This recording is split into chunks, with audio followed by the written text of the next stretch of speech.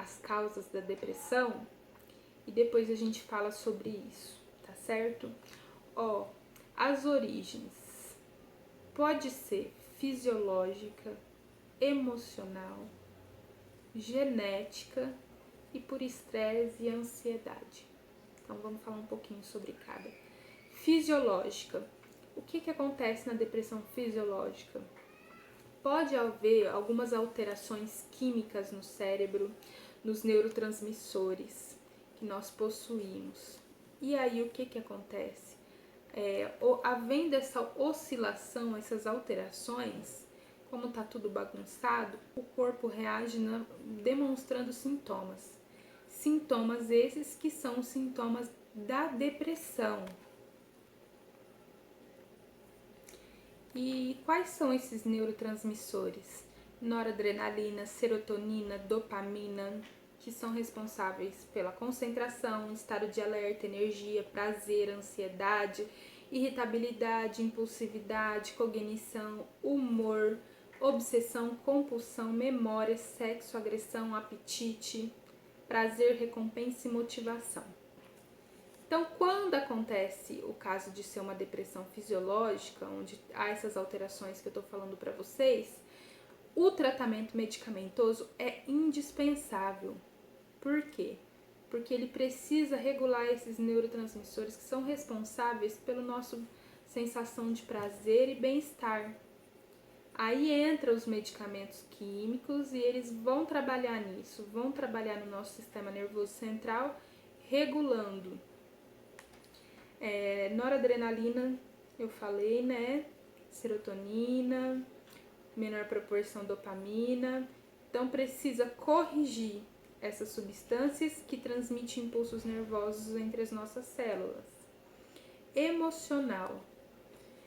Quando eu falo em depressão relacionada ao emocional, eu estou falando naquele tipo de depressão que pode ter sido gerada por um trauma, alguma situação difícil que a pessoa não conseguiu elaborar. Pode ter sido um abuso psicológico, um abuso sexual, pode ter sido um acidente, pode ter sido uma perca. É muito comum ter uma depressão por causa de uma perca, né? Uma perca e um luto, onde a pessoa não consegue entender, não consegue elaborar esse luto e não consegue viver uma vida saudável. Mas isso é tema para outro vídeo que a gente também vai fazer falando sobre isso, tá? Mas a depressão emocional então pode ter essas causas, essas origens que você precisa entender e precisa investigar o porquê que isso está acontecendo. Agora vamos para a próxima. Tadam! Estresse e ansiedade são fatores do nosso dia a dia que aumentam as chances de desenvolver depressão. Quem passa por estresse e ansiedade? Todos nós temos estresse e ansiedade. Mas a gente tem que saber controlar e saber as formas com que a gente vai lidar com esse estresse, com essa ansiedade, para que isso não venha nos prejudicar. A diferença entre elas é que o estresse é uma resposta a uma ameaça numa situação. E a ansiedade é uma reação ao estresse. Excesso de cobrança, executar várias tarefas ao mesmo tempo, e etc. Quem se identifica com isso?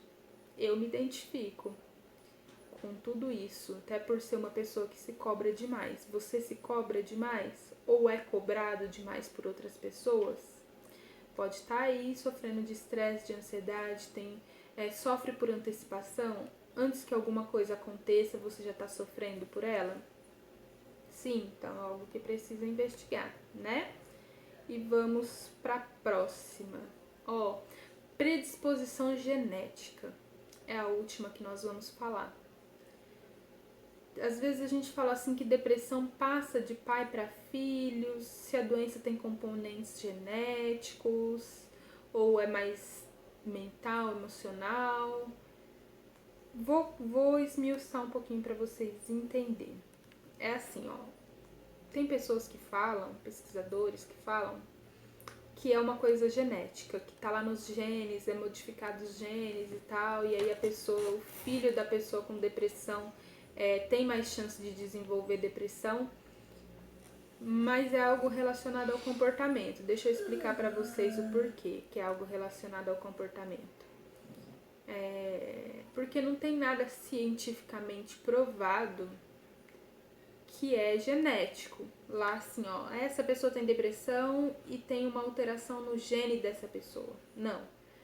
Mas tem a questão da gente aprender com o comportamento. Porque ao longo da nossa vida, nós temos os nossos pais como espelho, as pessoas que estão ao nosso redor, as pessoas que estão mais próximas.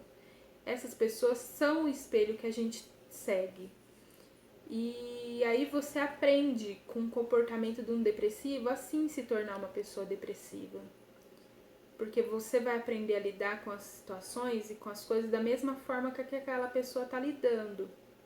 Você vai aprender e vai refazer aquilo, certo? Vocês conseguem entender?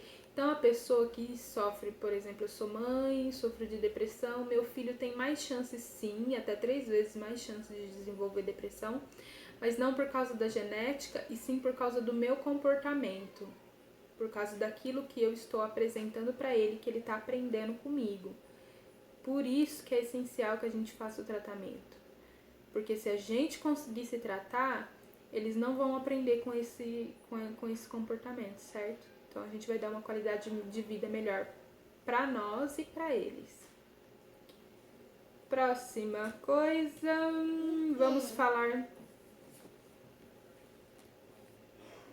Agora a gente vai falar sobre as opções de tratamento, né, da depressão e também para as outras coisas, para a automutilação, para o suicídio, que é o tratamento terapêutico.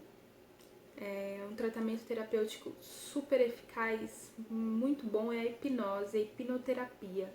Hipnoterapia para trabalhar depressão, tratar depressão é sensacional. Com apenas 6 sessões você consegue tratar a pessoa com depressão. Associada à terapia também, maravilhoso. E o tratamento medicamentoso. Só que às vezes a gente precisa tomar cuidado em relação aos medicamentos, por quê? Porque ao invés deles nos beneficiar, eles podem nos prejudicar. Sim, isso acontece muito. Em vez do medicamento trazer um benefício, ele prejudica. Por isso que você precisa entender qual o tipo de depressão que você sofre, para você conseguir saber como que você vai tratar isso. Como você vai lidar com isso. Se vai ser sim de uma forma medicamentosa, ou se fazer um tratamento terapêutico resolve, se é uma forma de depressão mais grave, se é uma forma de depressão mais leve. Precisa-se sim entender tudo isso.